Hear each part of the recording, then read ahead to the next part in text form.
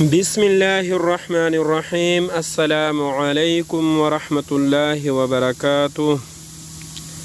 حضرت عبداللہ بن عمر رضی اللہ تعالی عنہ سے روایت ہے کہ رسول اللہ صلی اللہ علیہ وآلہ وسلم نے ارشاد فرمایا کہ اسلام کی بنیاد 5 ستونوں پر قائم کی گئی ہے: لا الہ الا اللہ محمد الرسول اللہ کی گواہی دینا، یعنی اس حقیقت کی گواہی دینا کہ اللہ تعالیٰ کے سوا کوئی عبادت اور بندگی کے لائق نہیں، اور محمد صلی اللہ علیہ وآلہ وسلم اللہ تعالیٰ کے بندے اور رسول ہے، اور نماز قائم کرنا، زکوٰۃ ادا کرنا اور رمضان المبارک کے روزے رکھنا۔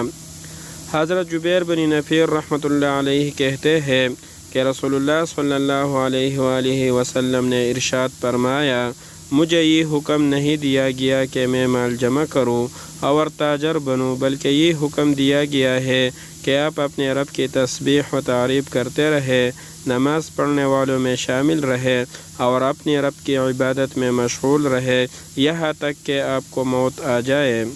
ویڈیو کو لائک اور شیئر ضرور کیجیے۔ شکریہ۔